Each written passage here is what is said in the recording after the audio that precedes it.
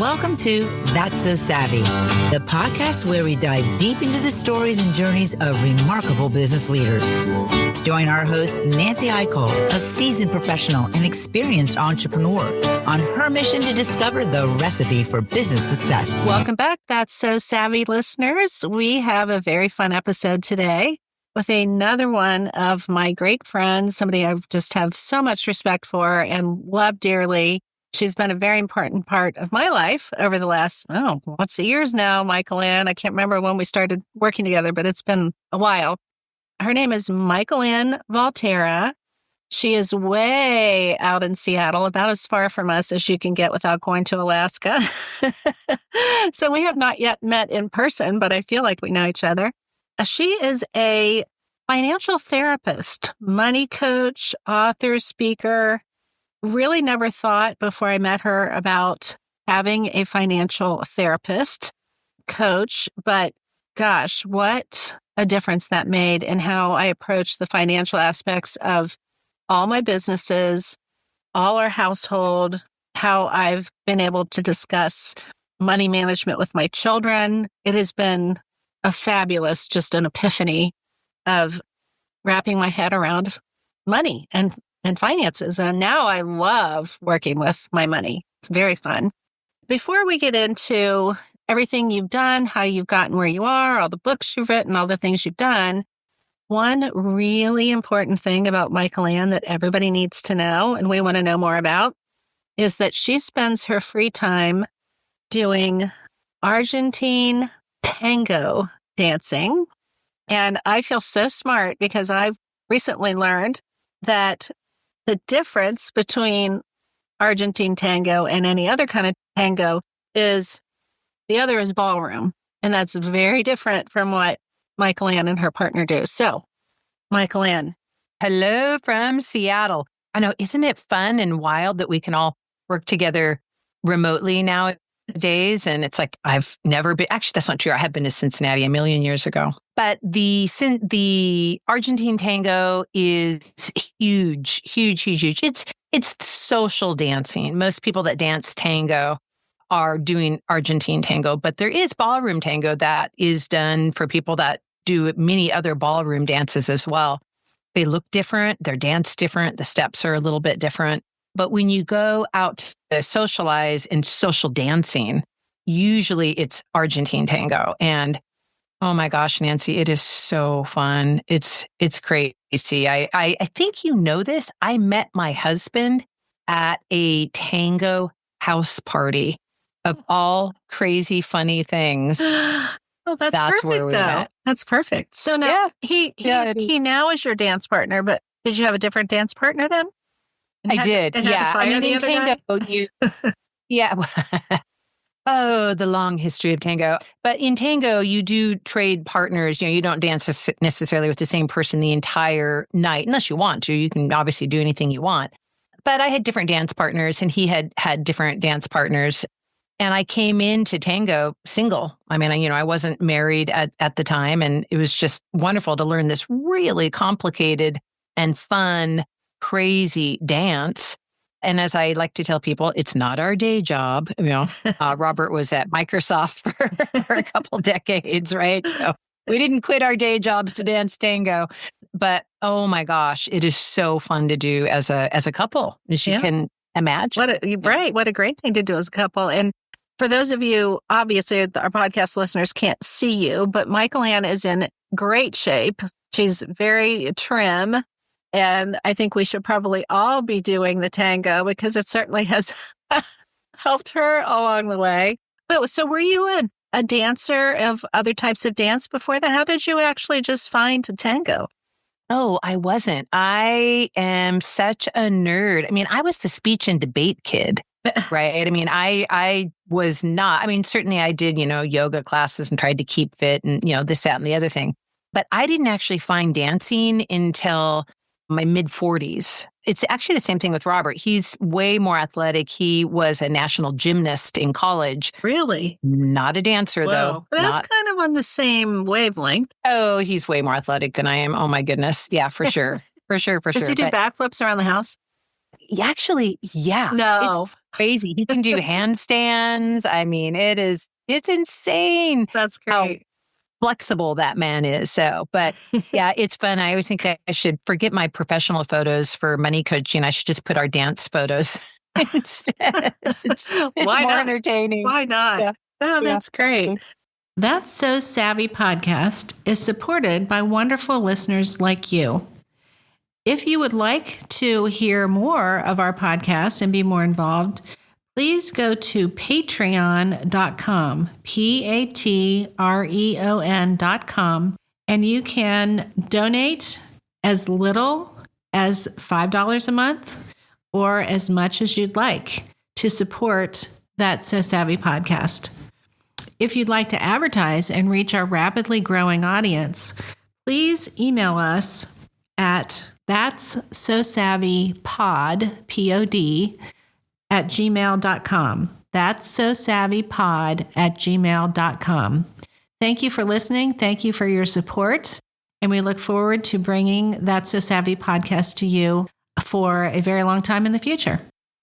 Let's get into talking about financial therapy in the money world, coaching, but really what you're sort of known for, and you've recently written a book about it, is money fog.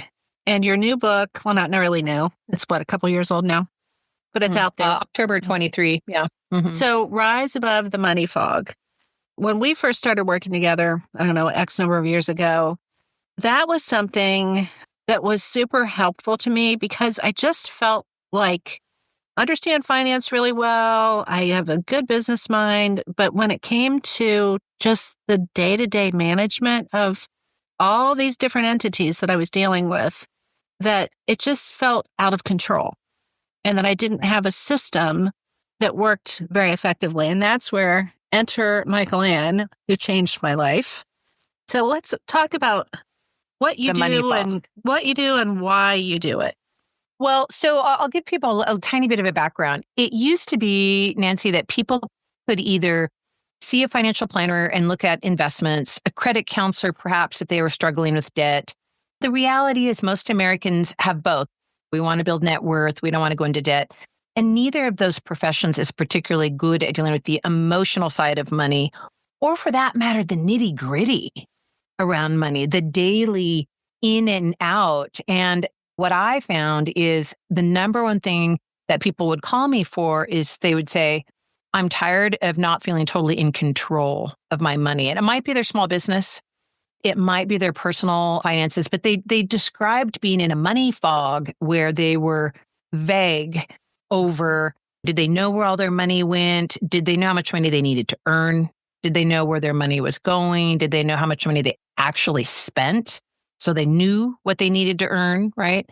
The money fog term actually stands for FOG fog, when people are in fear around money or overwhelm around money or guilt around money. And there's a lot of guilt that really makes my heart sad, but people aren't sure what they can afford to do. And so sometimes they'll just say, forget it. I don't know if I can afford to go to Hawaii. We're going anyways, throw it on the credit card. Or they really do a lot of deprivation and they don't take care of themselves because they're not sure if they can afford to fill in the blank, buy the car, take their kids to Legoland or things like that. And so all of that is part of money coaching and financial therapy, and looking at not only what do we do with money, but why do we do it? What are our beliefs or our attitudes or assumptions that lead us to spend the way that we do, or lead us to not want to know? Because as you know, so many people are foggy and vague, and there's a lot underneath that for people, why people stay vague. And I know I had a little bit of that when we first started working together. I was a little bit, because it was overwhelming to be managing all these different fairly major entities. And when it would get out of control because I didn't have a good system, instead of stopping and regrouping, I would just go, oh, I'm just going to write the checks. I'm not even going to look. Or I'll put it off. And then I've got a mess that I've got to kind of clean up. So Let's talk a little bit about how, like when a client comes to you, how do you get started? where do you go from the person who's feeling all those, the fear, the overwhelm, the guilt, to where you got me? All cleaned up and feeling really everyone's good. going to want to be, I know everybody's going to want to be where you are, Nancy. It's so true. I got there. If I can get there, everybody can get there. Oh, and everybody can get there, right? It's just that, like you said, where do you start? There's a couple places to start, but part of it is, what do people want to look at? Do they want to look at personal finances or business? And we just kind of want to decide, where do we want to dive in? And a lot of times what I find, Nancy, is that I love to start with, what are we looking at and what are we not looking at? And can we simplify anything? Because I find nowadays that people have, just as one example, they have too many accounts, right? They have too many credit cards, too many savings accounts, too many checking. I mean, there's a lot. And it's partly why people feel overwhelmed, because I know that the more places you have to look at your money, the more money fog you're in and the more stress you're in. So sometimes we start with, let's simplify things. Let's corral the accounts and potentially let some of them go. And then we start creating some type of personalized spending plan process. And it's like a wireframe, if you will, for where all the places that you spend money, so that we can start directing, where do you want to spend your money? But, initially it takes a bit to go, okay, let's get some systems in place so that we can see, where is the money going? I think it's why it's so helpful to work with a coach, because I don't think what I said is shocking to people, but it's still overwhelming. Mm-hmm. People are afraid, what am I going to see? Right. And fill in the blank. Everyone has different fears around it, that I need to earn more money. Am I going to see that I need to rein the spending in? Am I going to feel bad for where I'm spending my money? So really having someone with you as you journey through coming out of the fog is hugely life-changing. Well, and it takes a lot of trust for somebody like me to, first of all, little humility first, to be able to say, you know what, I think I need some help here. And then to trust you. And that took like 5 minutes. I mean, really, for me to trust you with this took hardly any time, like a session maybe, where I felt like, okay, she's not going to yell at me. She's not going to judge me. She's not going to tell me I got to sell everything and live in a tent, Yeah. Nothing like that. Yeah. Well, wouldn't that be the worst? Because then how could you ever have any conversation if you're waiting for someone to pass judgment? But it does initially feel like, oh my gosh, am I seriously going to let this person in and look at very personal stuff? I mean, when you think about it, few things are as personal as money. Absolutely. As where do we really spend our money? I mean, we can talk about it generally with our friends, but oh my gosh, where do we really spend it? Right. And what I loved in the process that you use, the software platform that you got me involved in, first of all, it's just so analytical, but it's so easy because it does the work for you. If you put good stuff in, you get good stuff out of there. And I love that I can look at our annual plan. I can look back over the last several years of our annual plans. I can look at our monthly. I can look at what you really helped me with are what are needs and what are wants. And how do we get the needs under control so that you can do the wants? Boy, you just nailed the right on the head. Such a huge topic in money, which is, what's the difference between needs and wants? As you know, it's an ongoing process of discernment, because initially it's all jumbled together for all of us. We're just doing the best that we can. We're living and surviving and running businesses and all of that. But when you really start this sorting discernment process of, here are my needs, and needs tend to be health-based, good for our mental health, our physical health, our spiritual health.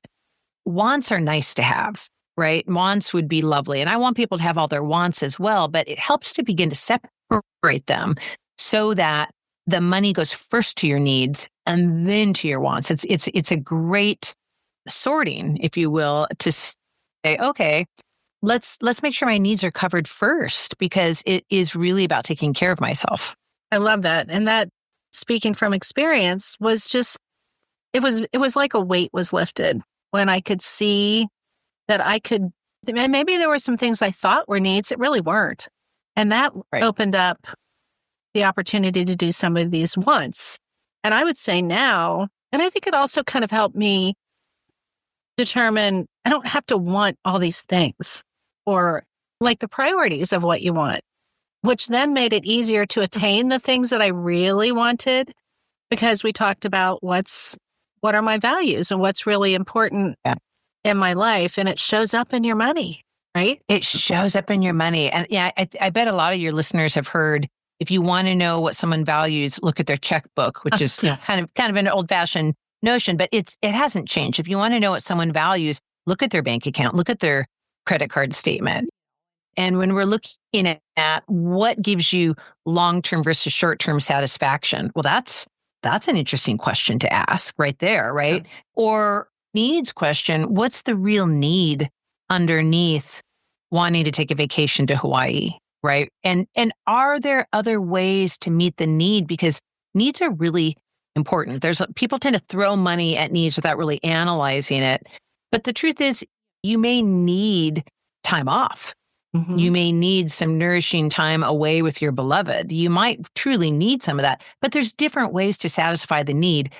Going to Hawaii is just one way to satisfy the need. And so it's really lovely to go, what is the real need underneath this desire? Mm-hmm. And there's probably 5 ways to satisfy it. And this is where that financial psychology aspect comes into what you do. You don't just write books about it. You don't just use a software platform. You were really looking at the whole person. And look, there's a lot of times when we would start a session, we'd spend the first 10 or 15 minutes just catching up on what's going on in life and what's been happening. For those out there, Mikelann is an amazing listener. I mean, I know you take notes, but still, your ability to remember what somebody, like, sometimes you would say, oh, I remember last time you said you were at X, Y, and Z. I'm like, oh my God, I even forgot about that. I can't believe you remember. Yeah, well, these are the threads through our life, right? And for me, one of the things I love about money coaching is it's such a deep personal growth, deep dive, because money touches everything. Money touches your family life, your personal life, your romantic life, your business. It's just everything, right? And so, what I find, Nancy, is we project a lot of our feelings, beliefs, all sorts of stuff onto money. Part of the game is let's get conscious about it. What are we projecting and what are we asking money to do for us? It's not necessarily a bad thing. We're just trying to get conscious about what we're doing. Right. And I think in at least in my case, and I would think this would be true for a lot of women who are married and managing married money, because that's different too than managing single money and business money. I feel like, if my husband would agree with this, there are far, far, far fewer financial conflicts than there used to be when I really didn't feel I had control over what was going on, because I knew in my head kind of what things were, but I couldn't be specific. And so something would turn into an argument that really didn't need to turn into an argument, because now if there's a question, I can say, well, look, we spent X last year on pet care and this year, whatever. So whatever the issue is, then I have the specifics to back it up. And I can also say it's a more substantial conversation. You're not guessing. There's no vagueness. There's no like, this is what happened and how do we want to do it now? Yeah. It's I budgeted X amount for this vacation, so relax and enjoy it. That's one of my favorite parts of money coaching is spending money guilt-free. Because how many people don't spend money guilt-free, meaning they go on their vacation, but the whole time it's weighing on them. It's like, oh, I kind of know, or actually I don't really know. I don't think we can totally afford this, but torpedoes be darned, like we're going, right? But what if you went on vacation and you just knew you had the money and guess what? Didn't think about money. I know. Just enjoy it. It's great when it works that way. It's awesome. Yeah, so now absolutely. Let's tell our listeners a little bit more about how you got to the point where you're doing what you do now. What was your background? When was it that you knew? And I know you primarily coach women, but not exclusively. But you do have a special focus on women and money. So how'd you get here? My undergrad, believe it or not, once upon a time, was actually in economics. And that's fine, but also kind of dry, kind of boring. So I wandered the earth for many years after my undergrad days debating what did I want to get my master's in. And I got a master's in psychology and transpersonal psychology, to be even more specific. Well, okay, now what do I do? Right. So I've got this, and I was always fascinated with money and different ways to think about money. And I debated, Nancy, being a financial planner. But honestly, I also debated becoming a psychotherapist. And it was just a head spinner because they felt so disconnected in terms of professional careers. And after I finished my master's in psychology, I met a money coach. Her name was Karen McCall. She's really one of the first money coaches in the United States.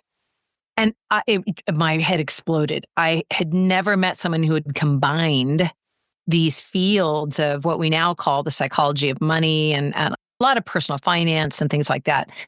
And I just knew in that moment, that's what I want to do. That's what I want to do. And so I founded my first money coaching, financial coaching practice 97, 98. And the wild part is I'm now one of the, I mean, you know me, I'm not that old for goodness sake, but I'm one of the quote oldest, longest running money coaches in the United States because I'm coming up on more than 25 years in private practice.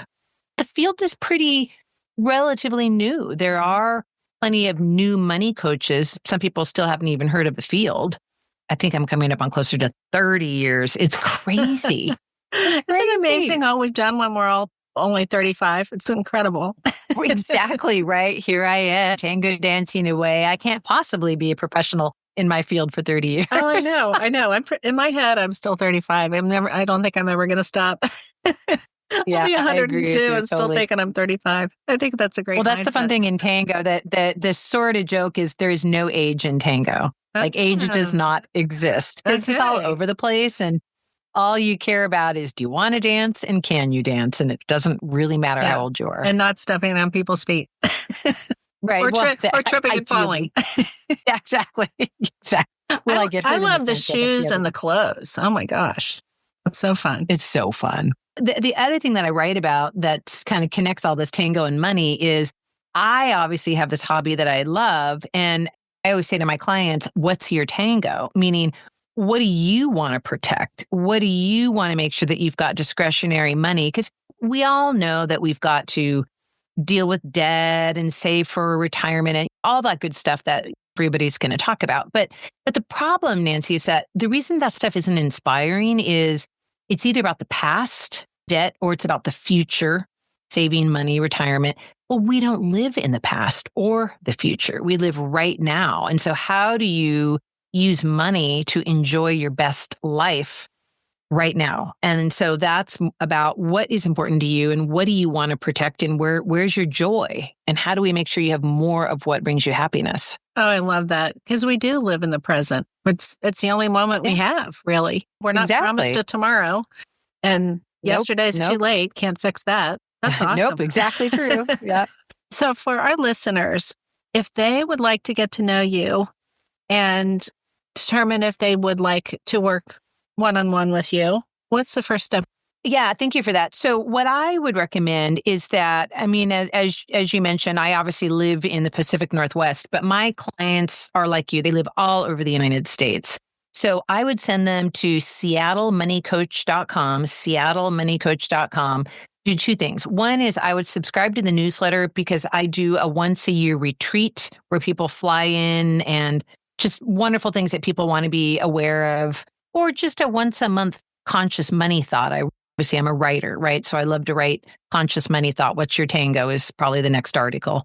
But some listeners may want to talk with me, so they can just grab a free discovery call. And I would love to talk to anyone that's curious about coaching with me. And they can book the call on the website. Oh, perfect.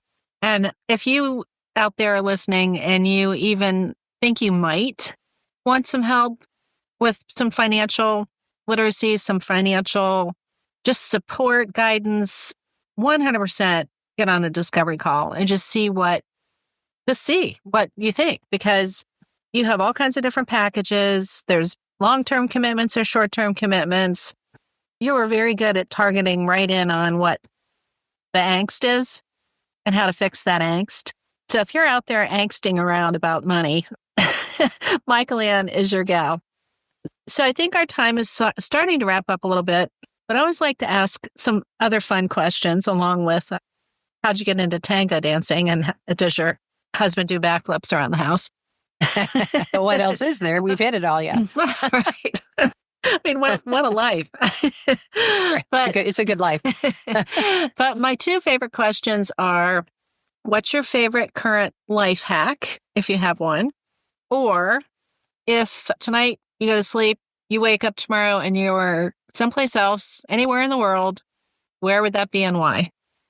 Well, that one's an easy one for me. If I wake up in that situation, I'm going to wake up in Argentina, in Buenos Aires. There you are. And I'm going to be working with some fabulous private dance teachers that are going to help me work on my tango, right? Yeah. That's going to be so fun. Well, that's an easy one on that. And then what was the other question? My favorite life hack? Life hack. What's something that just makes your life simpler right now? Oh, marrying a cook. Yeah. Yeah, that's my... Too late for some of us. But I know, right? My husband married a cook. Yes, your husband married a cook, yeah. And I married a cook. So, yeah, I mean, I found this fabulous gym where I'm doing really intense strength training. I found a way to work with a trainer in a condensed time period. I thought I had to have all these hours in the gym to stay in shape. And it turns out in terms of life hacks, you don't need to spend as much time strength training as I thought. So it's been great for me to just find different ways to stay in shape. And it also just kind of keeps me entertained and, different ways around strength training in addition to another dance class. Yeah. And so you don't get bored or you don't get hurt by doing too much of any one thing. So when you go my trainer changes it every 14 lessons, I think. Oh, that's great. So are you one-on-one or are you in a group? It's an interesting one where I'm one-on-one with a trainer for like half an hour twice a week. And talk about the amazing life hack. Anyone can come up with half an hour for strength training twice a week. It's awesome. Yeah. Yeah. Oh. And I don't know how many gyms do it that way in other parts of the country, but man, it's been hugely helpful. It's not the huge time drain that it used to be for me. Oh, that's awesome. I love that. That's a great hack because that checks lots of boxes. It does. It really does. So that's just great. Well, it's been just awesome having you. Great to see you, even though we're not actually in the same room, but it's typical. That's how I see you. So to me, it's like normal. We hope that you can come back another time and let us know whenever there's a new book or something exciting. We can pop it out into the show notes and update your session just so that people know what's going on. But I think when people get your newsletter, they'll know that too. They'll know that. Yeah, my next book, Nancy, will probably be called Money, Love, and Tango. So kind of eat, pray, love, but not exactly. Not exactly, but kind of. Yeah, right. Yeah, that will be. That's what I'm secretly, but not so secretly working on. So we'll see. We'll see when that happens. Oh, that's great. I love it. Well, thanks a million. It's just been great having you, and I will catch up with you personally soon. Just enjoy the rest of your day. I hope it's beautiful out there in Seattle. Thank you. Bye from the Northwest. And for our listeners, first of all, be sure to check the show notes for all the things we've talked about. And be sure that you are following us on all of our social media. You are subscribing. It's important to subscribe. Sharing when you like a podcast session that we do. And then